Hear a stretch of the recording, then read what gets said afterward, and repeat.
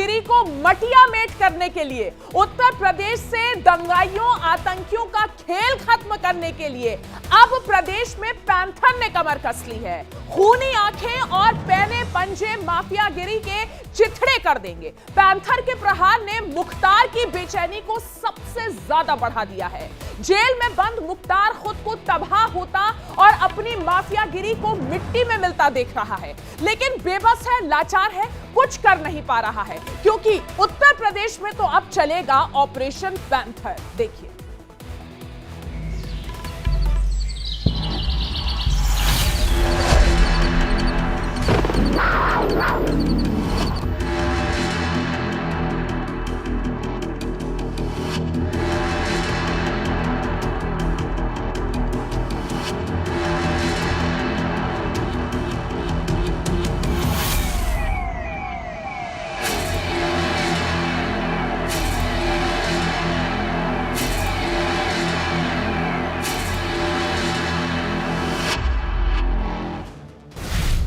बाबा का order, much गया बवंडर।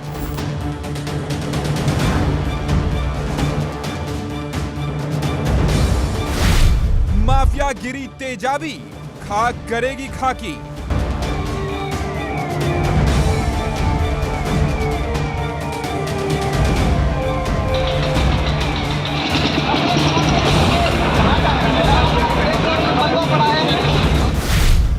भाग माफिया भाग, पैंथर गया जाग।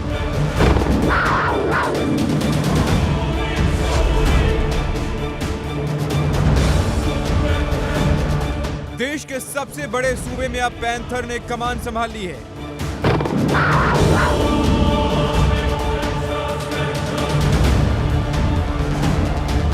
माफियाओं, दंगाइयों और आतंकियों का खात्मा करने के लिए पैंथर ने अपने पंजे खोल दिए हैं। गुस्से से उसकी आंखें लाल हो गई हैं।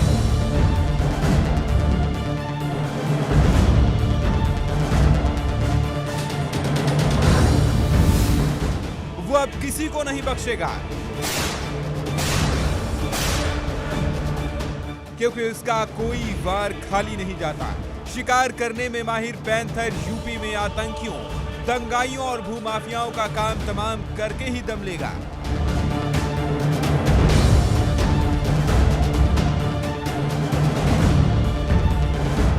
वो खौफ के साए में है, जेल में दुबक कर बैठा है, बैरक से बाहर नहीं आ रहा है, क्योंकि उसे इस सपने में भी अब बाबा का पैंथर दिखाई दे रहा है।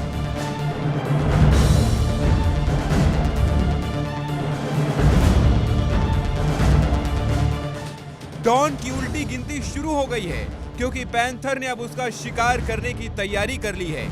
योगी सरकार ने संगठित अपराध पर अंकुश लगाने के लिए मुहिम तेज कर दी है। यूपी सरकार की सख्ती के चलते जेल में बंद माफिया मुख्तार अंसारी परेशान है, जेल की सख्त सलाखों के पीछे बेचैन है।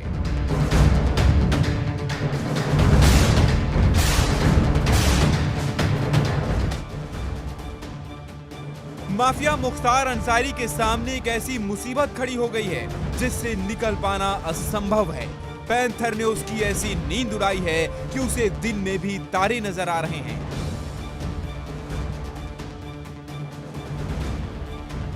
रात उसे काल के समान लग रही है। हर पल उसे ये डर सता रहा है कि योगी का ऑपरेशन पैंथर उसके लिए अस्तित्व पर आखिरी कील न साबित हो।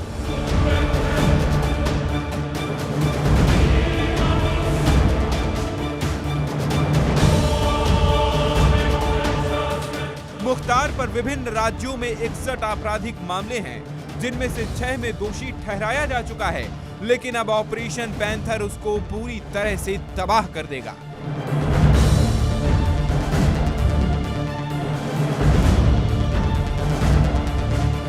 बाबा का ऑपरेशन पैंथर माफियागिरी को मटियामेट कर देगा। मुख्तार साम्राज्य की बुनियाद हिलाकर रख देगा, क्योंकि अब उसकी काली कमाई का असल सिट्ठा पूरी दुनिया के सामने आ चुका है, जिस पर आखिरी प्रहार करने की तैयारी है। बांदा जेल में बंद माफिया डॉन मुख्तार अंसारी पर कार्रवाई के लिए ऑपरेशन पैंथर शुरू किया गया है। उसकी कई संपत्तियों को इनकम टैक्स ने अटैच कर लिया है। अब उस पर ईडी भी कार्रवाई करने जा रही है। गाजीपुर, लखनऊ में इनकम टैक्स की कार्रवाई के बाद अब पंजाब और दिल्ली में भी मुख्तार की बेनामी संपत्तियों पर ईडी का चाबुक चलेगा। पहले गाजीपुर में मुख्तार की 12 करोड़ की प्रॉपर्टी को आयकर विभाग ने अटैच किया। उसके बाद राजधानी लखनऊ में मुख्तार की 10 करोड़ की बेनामी संपत्तियों को जब्त किया गया है। आप तस्वीरों में देख सकते हैं कि यही वो जमीन है जो कि बेनामी संपत्ति के नाम पर मुख्तार अंसारी के पास दर्ज है। और इस जमीन पर अब देखिए तो इनकम टैक्स ने अपना बोर्ड लगा दिया है।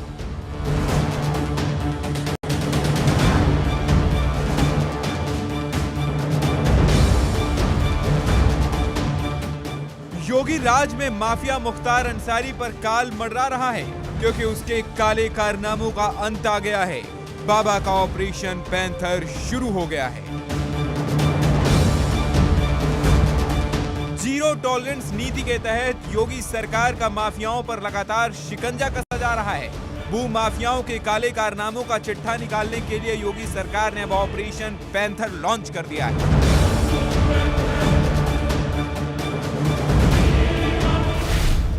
क्या है ये योगी का ऑपरेशन पैंथर? ऑपरेशन पैंथर कैसे करता है प्रहार? ऑपरेशन पैंथर के निशाने पर कौन है? ऑपरेशन पैंथर से क्यों परेशान है मुख्तार?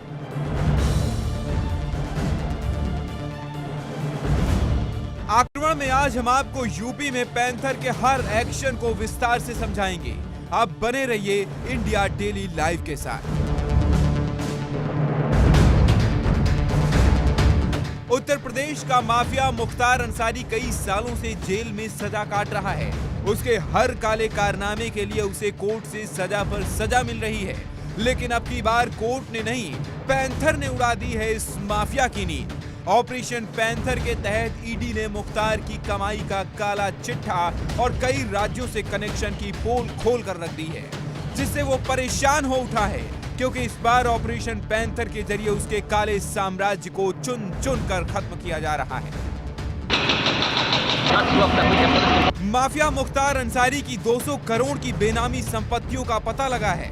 मुख्तार की यह अवैध बेनामी संपत्तियां यूपी, दिल्ली के अलावा कई राज्यों में फैली हुई हैं।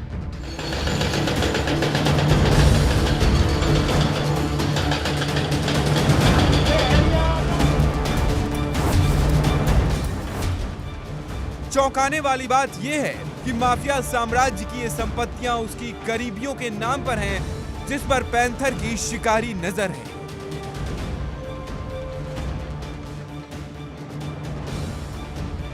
आयकर विभाग की पूछताछ में उसके करीबी गणेश दत्त मिश्रा ने कई राज उगले हैं। गाजीपुर, मऊ, लखनऊ समेत यूपी के तमाम जिलों में उसकी संपत्तियों का पता चला है।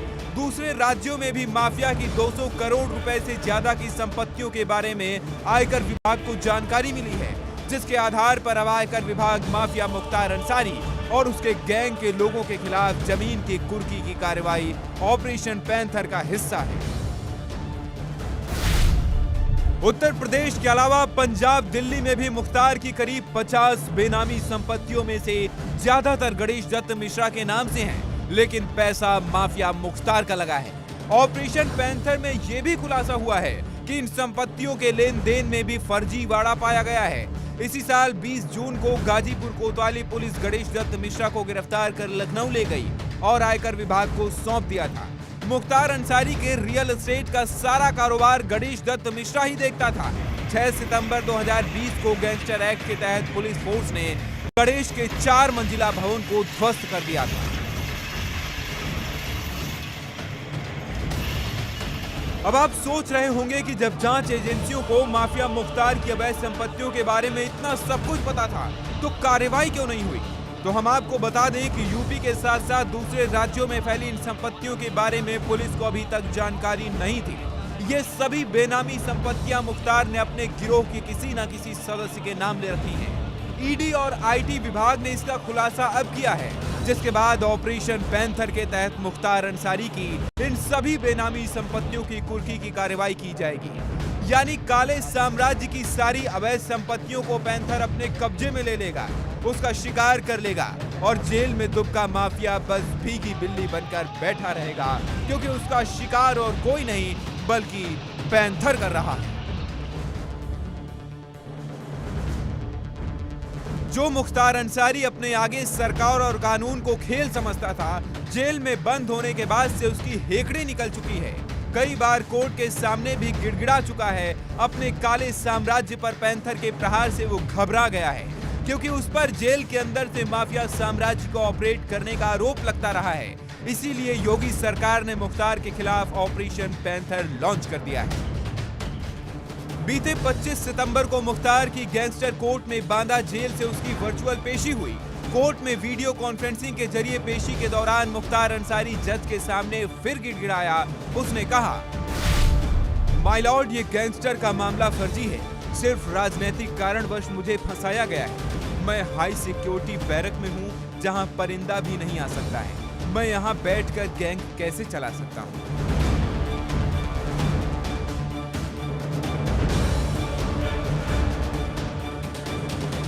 योगी राज में माफिया भी मक्खी बन जाते हैं। उनकी माफियागिरी मिट्टी में मिल जाती है, क्योंकि बाबा किसी को नहीं बख्शते, सबका हिसाब करते हैं। मुख्तार का भी हिसाब हो गया।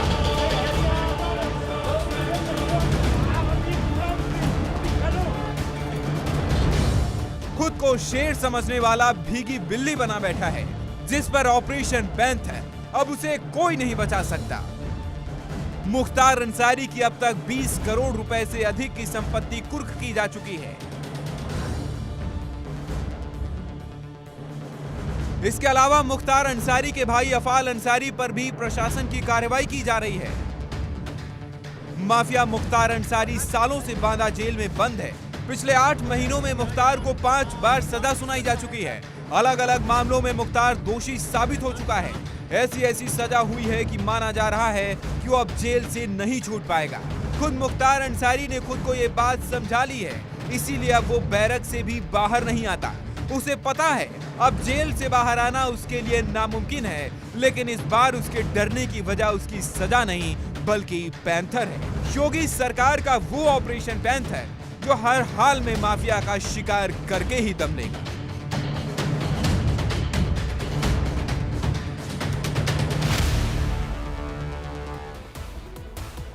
तो उत्तर प्रदेश के मुख्यमंत्री योगी आदित्यनाथ सदन से ये वादा कर चुके थे प्रदेशवासियों को कि माफिया को मिट्टी में मिला देंगे, और उसी वादे को वो पूरा कर रहे हैं, जिससे सबसे ज्यादा डरा हुआ इस वक्त मुख्तार अंसारी है। अब मुख्तार अंसारी पर ये जो ऑपरेशन पैंथर है, ये किस तरीके से चला है उसके बारे में आपको बताते हैं। तो मुख्तार पर ऑपरेशन पैंथर के तहत डॉलीगंज लखनऊ में कार्रवाई हुई। सितंबर 2023 में यह कार्रवाई हुई थी। यहां 10 करोड़ रुपए की बेनामी संपत्ति को कुर्क किया गया। पौष इलाके में मुख्तार अंसारी का 3234 वर्ग फुट का प्लॉट था, और उसकी सबसे करीबी महिला मित्र तनवीर सहर के नाम ये प्लॉट था। उसके बाद मुख्तार पर ऑपरेशन पैंथर कब और चला वो भी जान लीजिए। मौजा कपूरपुर गाजीपुर में है। अप्रैल 2023 में यहां पर कार्रवाई हुई। 12 करोड़ की बेनामी संपत्ति यहां कुर्क हुई। गणेश दत्त मिश्रा के नाम से खरीदी गई थी ये जमीन। मुख्तार का रियल एस्टेट कारोबार ये मिश्रा देखता था, और अब मुख्तार अंसारी को डर है कि उसके लिए उत्तर प्रदेश में किसी भी तरीके की संपत्ति को रखना असंभव है, क्योंकि ऑपरेशन पैंथर के तहत उसकी सारी संपत्ति जब्त कर ली जाएगी, कुर्क कर ली जाएगी। तो योगी आदित्यनाथ के उत्तर प्रदेश के कमान संभालने के बाद से ही माफिया थर-थर कांप रहे हैं, और कांपे भी क्यों ना। माफिया के खिलाफ बाबा और उनकी पुलिस फुल एक्शन में है। यूपी सरकार लगातार माफिया, गैंगस्टर्स और अपराधियों के खिलाफ ऑपरेशन चला रही है, और इसका जमीनी असर साफ देखा भी जा सकता है। पैंथर की ही तरह यूपी पुलिस का ऑपरेशन जिराफ भी जारी है। पैंथर ने माफिया मुख्तार की, तो जिराफ ने माफिया अतीक के गैंग IS 227 की टेंशन बढ़ा दी है। देखिए आक्रमण की ये अगली स्पेशल रिपोर्ट।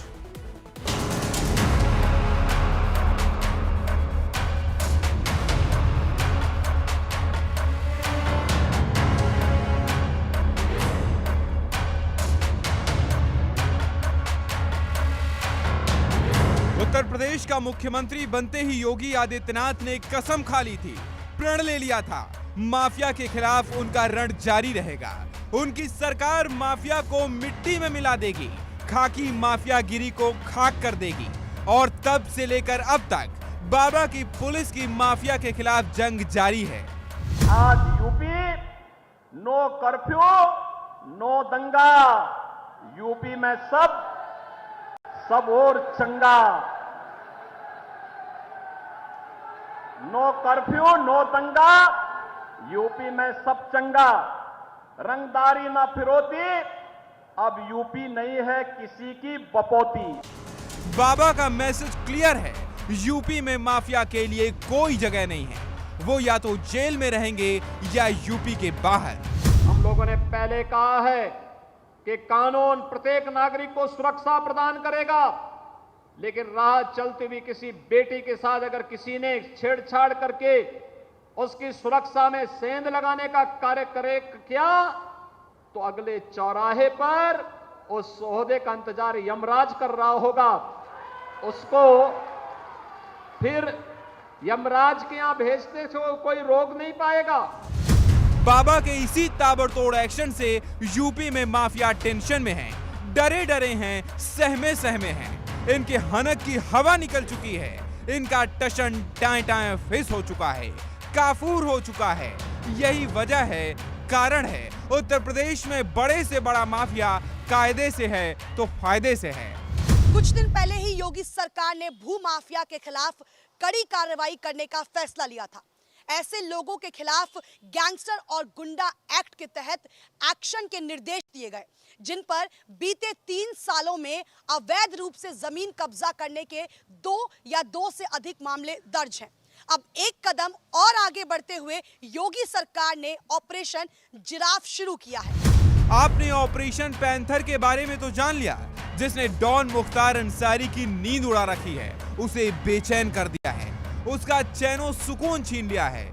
लेकिन आप सोच रहे होंगे, आखिर क्या है ऑपरेशन जिराफ? ऑपरेशन पैंथर से कैसे अलग है ऑपरेशन जिराफ? ऑपरेशन जिराफ का क्या है मकसद? किसके खिलाफ शुरू किया गया है ऑपरेशन जिराफ? आक्रमण में आगे बात ऑपरेशन जिराफ की होगी। हम बताएंगे कैसे ऑपरेशन जिराफ ऑपरेशन पैंथर से अलग है, अलहदा है, जुदा है, और क्यों योगी सरकार ने ऑपरेशन जिराफ शुरू किया है।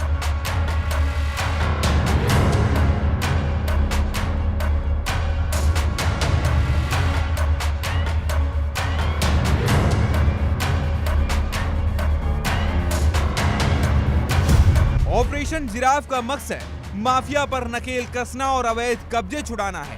प्रयागराज पुलिस इसकी शुरुआत कर चुकी है। इसके लिए आईपीएस की टीमों का गठन हुआ है, जो माफिया के अवैध कब्जे का पता लगाकर उसको कब्जा मुक्त कराएंगे। इसके अलावा उन शूटर्स और गैंगस्टर का पता लगाएंगे जो माफिया के इशारों पर किसी भी वारदात को अंजाम देते हैं। ऑपरेशन जिराफ की 3 टीमों का गठन किया गया है, जिसमें एक टीम गंगानगर में काम करेगी, दूसरी यमुनानगर में, जबकि तीसरी टीम शहर में काम करेगी। ऑपरेशन जिराफ की टीम का नेतृत्व तीनों जोन के डीएसपी करेंगे। ऑपरेशन पैंथर ने जिस तरह से माफिया मुख्तार अंसारी की नींद गायब कर दी है, उसी तरह से ऑपरेशन जिराफ के शुरू होने के बाद डॉन अतीक अहमद के गैंग के गुर्गों की टेंशन बढ़ गई है। पुलिस सूत्रों के मुताबिक ऑपरेशन जिराफ पूरी तरह एक्टिव हो चुका है। ऑपरेशन जिराफ के शुरू होने से अतीक के गैंग IS 227 के सदस्यों को सबसे ज्यादा परेशानी होने वाली है। अतीक की अब तक 1200 करोड़ की प्रॉपर्टी कुर्क हो चुकी है। 500 करोड़ की प्रॉपर्टी अतीक के गुर्गों की जब्त की गई है। ऑपरेशन जिराफ के तहत IS 227 के सदस्यों की प्रॉपर्टीज की पुलिस टीम स्कूटनी भी करेगी, ताकि अतीक या उसके करीबी बिल्डरों ने जो गरीबों के नाम पर जमीन खरीदी है उसका पता किया जा सके।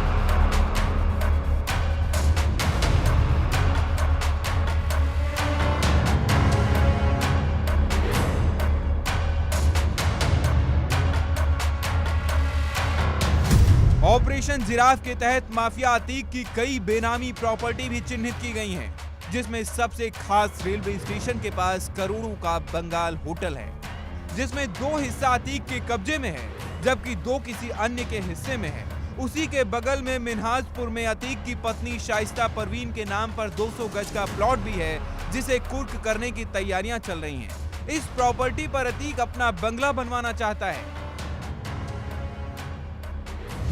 बताया जाता है अतीक अहमद और उसके भाई अशरफ समेत तमाम गुर्गों ने चाय और पान बेचने वालों के नाम पर करोड़ों की संपत्ति खरीदी थी। ऑपरेशन जिराफ की टीम प्रयागराज के धूमनगंज, पूरा मुफ्ती के हटवा, कौशाम्बी के चायल, एयरपोर्ट के आसपास खरीदी गई ऐसी संपत्तियों का पता लगाने में जुटी है।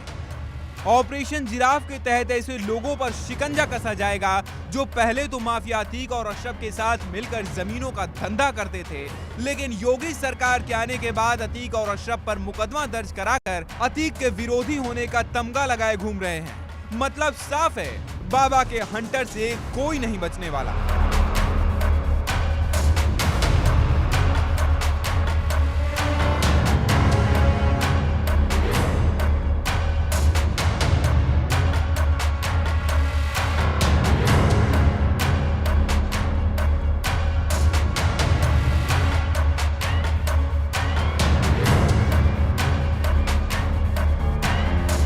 आपने ये तो जान लिया ऑपरेशन जिराफ है क्या, इसका मकसद क्या है, इसके रडार पर कौन है। अब ये भी जान लीजिए इस ऑपरेशन को जिराफ नाम क्यों दिया गया। जिराफ की ऊंचाई करीब 18 फीट होती है। ऊंची गर्दन होने की वजह से जिराफ अपने आसपास की चीजों को आसानी से देख सकता है। वहीं जिराफ की गर्दन की लंबाई 6 फीट के करीब होती है, जिससे वो दूर तक ऊंचाई का फायदा उठाकर देख सकता है। प्रयागराज पुलिस भी जिराफ की लंबी गर्दन की तरह माफिया और गैंगस्टरों पर नजर रखेगी और साक्ष्य मिलने पर उनको दबोच लेगी।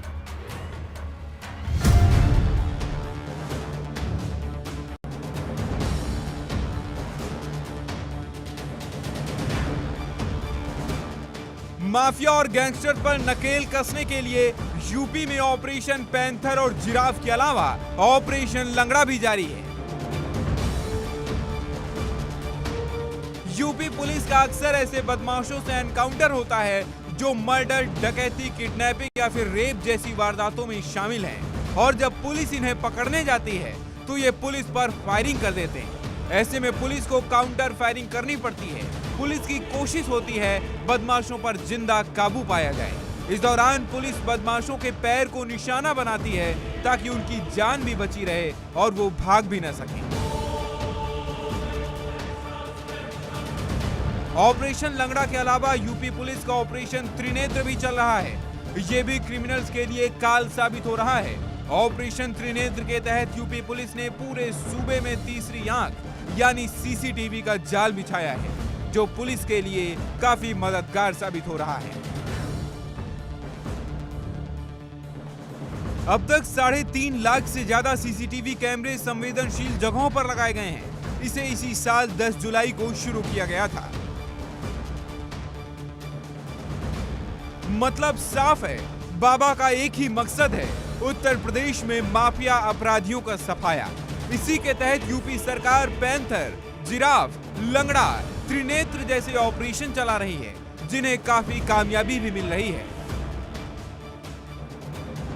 आने वाले समय में योगी सरकार इस तरह के और भी ऑपरेशन चलाती है तो हैरानी नहीं होनी चाहिए, क्योंकि इनका एक ही टारगेट होगा और वो है माफिया और अपराधी। Bureau report, India daily live. तो देखिए, ऑपरेशन पैंथर हो, ऑपरेशन जिराफ हो, ऑपरेशन लंगड़ा हो या ऑपरेशन त्रिनेत्र हो, इन सभी ऑपरेशन से सिर्फ एक मकसद है, उत्तर प्रदेश से माफिया को, गुंडों को पूरी तरह से खत्म करना। और यह है योगी का मॉडल, जो कि हिट है। और यही वजह है कि उत्तर प्रदेश के मुख्यमंत्री योगी आदित्यनाथ हर तरफ हिट है और इसमें सोशल मीडिया भी शामिल है। तो अब बात करते हैं सोशल मीडिया पर योगी के वर्चस्व की। योगी का सोशल मीडिया पर अलग अलग प्लेटफॉर्म्स पर जलवा देखने को मिलता है। इंस्टाग्राम की अगर बात करें तो 70 लाख से ज्यादा फॉलोअर्स इंस्टाग्राम पर हैं उत्तर प्रदेश के मुख्यमंत्री योगी आदित्यनाथ के। 70 लाख पार करने वाले वो तीसरे भारतीय राजनेता हैं। प्रधानमंत्री नरेंद्र मोदी के 7,97,00,000 फॉलोअर्स हैं। गृह मंत्री अमित शाह के 78 लाख फॉलोअर्स हैं। एक्स की बात करें यानी ट्विटर की बात करें तो योगी के यहां 2,60,00,000 फॉलोअर्स हैं। तो सोशल मीडिया प्लेटफॉर्म्स पर भी उत्तर प्रदेश के मुख्यमंत्री योगी आदित्यनाथ सुपरहिट हैं। अब आतंकी अतीक और उसके भाई अशरफ की बात करते हैं। आतंकी अतीक और उसका भाई अशरफ का दी एंड हुआ, पूरी दुनिया ने देखा और उसके बाद यूपी पुलिस उसके बचे हुए साम्राज्य को जड़ से खत्म करने में लगी हुई है, दिन रात लगी हुई है। उसके गुर्गों को पकड़कर जेल में डालने से लेकर उसकी बेगम और शूटर्स पर शिकंजा कसने की तैयारी चल रही है। अशरफ के साले सद्दाम को शिकंजे में लेने के बाद पुलिस उससे हर वो राज उगलवाना चाहती है जिससे अतीक के बचे हुए आतंकी साम्राज्य को मिट्टी में मिलाया जा सके। देखिए आक्रमण की ये अगली रिपोर्ट।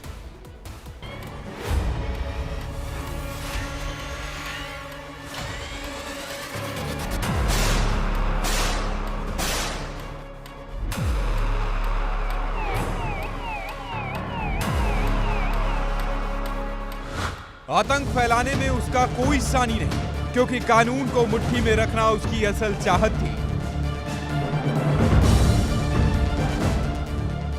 लेकिन उसका पहला प्यार बिरयानी है, जो उसे अब नसीब नहीं हो रहा है, क्योंकि अब वो जेल की सलाखों के पीछे है।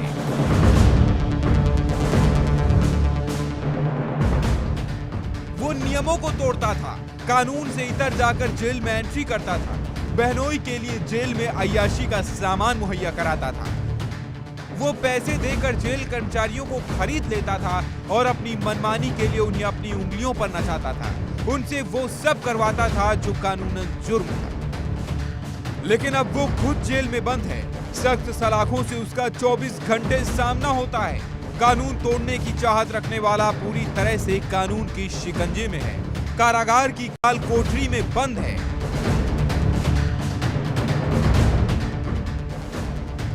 बरेली से लेकर दुबई तक लग्जरी लाइफ जीने वाला माफिया अशरफ का साला सद्दाम केंद्रीय कारागार 2 में है, जहां पर उसे हाई सिक्योरिटी बैरक में रखा गया है।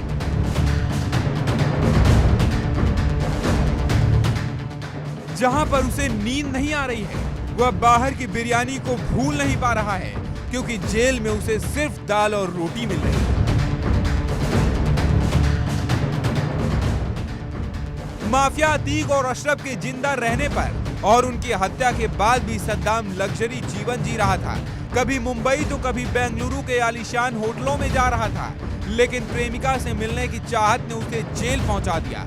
सद्दाम को ये नहीं पता था कि अब की बार उसका पाला योगी की पुलिस से पड़ा है।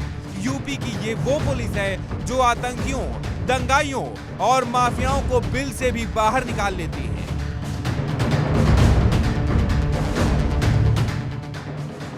गर्लफ्रेंड के चक्कर में सद्दाम गच्चा खा गया और अब वो बरेली जेल में अपने गुनाहों की सजा काट रहा है। जिस हाई सिक्योरिटी बैरक में माफिया अशरफ के साले सद्दाम को रखा गया है, उस बैरक को सीसीटीवी कैमरों से पूरी तरह लैस किया गया है, जिसका लाइव सीधा लखनऊ मुख्यालय कारागार से देखा जा सकता है। उसके पास जेल का कौन कौन स्टाफ जा रहा है, कितनी देर बाद कर रहा है, इस पर नजर रखी जा रही है। नहीं, उनको स्पेशल तरीके से ऐसे रखा गया है कि उस स्पेशल तरीके से कोई रहना पसंद नहीं करता। उनको हाई सिक्योरिटी बैरक में रखा गया है और वो अकेले वहाँ हैं और उनके साथ जो है एक तैनात पुलिसकर्मी है। उस पूरे ब्लॉक में यही 2 लोग हैं। कोई ये नंबरदार की इन्होंने मांग की, उसको सिरे से इनकार कर दिया गया, नंबरदार नहीं दिया गया। इनकी सबसे मेन डिमांड थी कि इनको बैरक में भर्ती किया जाए, वहाँ रखा जाए, लेकिन इस केस से संबंधित 7-8 लोग और जेल में कई कमियां ऐसी होती हैं जिसको आप लाख चाहें वो दूर नहीं हो सकती। और ये जिस तरीके से आए हैं उसी तरीके से यहाँ से जाएं। प्रयागराज में हुए उमेश पाल के हत्याकांड का कनेक्शन बरेली से जुड़ा था। बरेली की जेल में बंद माफिया अशरफ से अवैध मुलाकात कराने को लेकर तत्कालीन जेल अधीक्षक राजीव शुक्ल समेत कई जेल कर्मियों पर कार्रवाई हुई थी। इसी को ध्यान में रखते हुए जेल अधीक्षक विपिन मिश्रा ने सभी जेल कर्मचारियों को पहले ही हिदायत दे चुके हैं कि किसी भी तरह की कोई लापरवाही बर्दाश्त नहीं की जाएगी।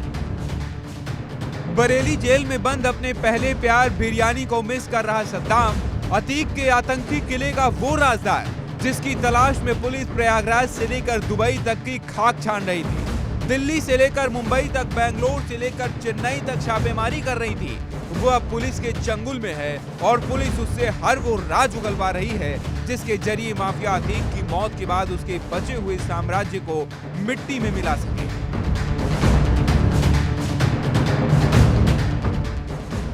ऐसे में उसे वो सब याद आ रहा है जिसकी उसे लत लग चुकी थी, जिसके दम पर वो आतंक का आका बनना फिरता था। सद्दाम जेल में बंद अपने बहनोई अशरफ की गर ख्वाहिश पूरी करता था। इसके लिए उसने जेल कर्मियों को पैसे देकर खरीद लिया था और उन्हीं के दम पर जेल के अंदर वो सब भिजवाता था जिसके एंट्री बैन थी। सद्दाम अपने बहनोई अशरफ को जेल में उसका पसंदीदा खाना भिजवाता था। अशरफ की फेवरेट बिरयानी एक फोन कॉल पर पहुंच जाती थी। जेल में अशरफ के पास पर्सनल फोन भी सद्दाम ने ही मुहैया कराए थे। आतंकी साम्राज्य को चलाने के लिए, उसे और आतंकी बनाने के लिए अगर अशरफ किसी से मिलना चाहता था तो सद्दाम उसकी भी फटाफट व्यवस्था करवा देता, क्योंकि जेल कर्मचारी उसके इशारे पर उसके बहनोई को हर सुख सुविधा मुहैया कराते थे। बरेली जेल में बंद सद्दाम अतीक के भाई अशरफ का साला है और गैंग का एक्टिव मेंबर, जो उमेश पाल हत्याकांड के साजिशकर्ताओं को बरेली जेल में बंद अशरफ से मिलवाने में सद्दाम बेहद अहम कड़ी था, जिसके बाद ही उमेश पाल की हत्या को अंजाम दिया गया। बरेली जिले की फाइक एनक्लेव कॉलोनी में सद्दाम किराए का घर लेकर रहता था। इसी घर में रहते हुए वो जेल में बंद अपने बहनोई अशरफ के लिए सारी सुविधाएं मुहैया कराता था। अशरफ के लिए जेल में बिरयानी भिजवाना या अवैध तरीके से जेल में लोगों से मिलवाना, सारी आपराधिक गतिविधि इसी घर में रहते हुए वो करता था। सूत्रों के मुताबिक सद्दाम के इसी बरेली वाले घर में गुड्डू मुस्लिम, असद, शाइस्ता और अतीक के आतंकी गैंग के दूसरे गुर्गों का आना जाना था। मौजूद है बरेली जिले की फाइक एनक्लेव में, जहां सद्दाम रहकर किराए का घर लेकर सारी आपराधिक गतिविधियां संचालित करता था। उसी के अंतर्गत अशरफ की बिरयानी हुई या उसकी बिल्ली का जेल में खाना हुआ, सारी व्यवस्थाएं सद्दाम यहीं रहकर करता था। आपको हम दिखाएंगे, यही वो घर है जो कि बरेली पुलिस ने सील कर रखा है। आपको वहाँ की एक एक चीज से हम अवगत कराएंगे, जो कि बरेली पुलिस द्वारा पूरा घर सील है। उसके बाद भी हम आपको एक्टिव तस्वीरें दिखा रहे हैं। आपको ये भी बताते चले कि ये पूरा घर पूरी तरीके से सील है। अशरफ के जितने गुर्गे थे सद्दाम के साथ यहीं से सारी गतिविधियां संचालित करते थे। यही वो सील है जो पुलिस द्वारा लगाई गई है, जहां से सद्दाम द्वारा सारी आपराधिक गतिविधियों को संचालित किया गया था। जहां एक और अतीक के भाई अशरफ के साले पर कड़ी नजर रखी जा रही है। बरेली जेल को किले में तब्दील कर दिया गया है। वहीं सूबे के डीजी जेल एसएन सावत प्रयागराज नैनी सेंट्रल जेल के बैरकों का, जिसमें कुख्यात कैदी बंद है, उसके निरीक्षण किया। बैरकों के बाहर लगे सीसीटीवी फुटेज को खंगाला। माफिया अतीक के बेटे अली के बैरक के बाहर लगे सीसीटीवी फुटेज की भी अच्छी तरह से पड़ताल की। आपको बता दें कि प्रयागराज की नैनी जेल में आतंकी अतीक का बेटा बंद है। वहीं उसके 2 नाबालिग बच्चों की कस्टडी का मामला भी तूल पकड़ता जा रहा है। सुप्रीम कोर्ट की तरफ से प्रयागराज भेजे गए विशेषज्ञ ने अपनी रिपोर्ट में बताया है कि बच्चे सुधार गृह में नहीं रहना चाहते हैं, वो बाहर आना चाहते हैं, जिस पर कोर्ट ने चाइल्ड वेलफेयर कमेटी से कहा है कि वो एक्सपर्ट कमेटी की रिपोर्ट पर नए सिरे से विचार कर 1 हफ्ते में आदेश पास करें। माफिया अतीक की बहन शाहीन अहमद ने बाल सुधार गृह में रह रहे दोनों बच्चों की कस्टडी मांगते हुए सुप्रीम कोर्ट में याचिका दाखिल की थी, जिसके संज्ञान में लेते हुए कोर्ट ने ये नया आदेश जारी किया है। आतंकी अतीक और उसके भाई का अंत हो चुका है। उसके बचे हुए साम्राज्य में अभी भी जो लोग जिंदा हैं, वो भागे भागे फिर रहे हैं। पुलिस उनकी तलाश में आसमान से जमीन तक पड़ताल कर रही है। सद्दाम जैसे लोगों से शाइस्ता, गुड्डू मुस्लिम और जैनब के असल ठिकाने का पता लगाने में जुटी है, ताकि सूबे में योगी की पुलिस शांति कायम कर सके। Bureau report, India daily live.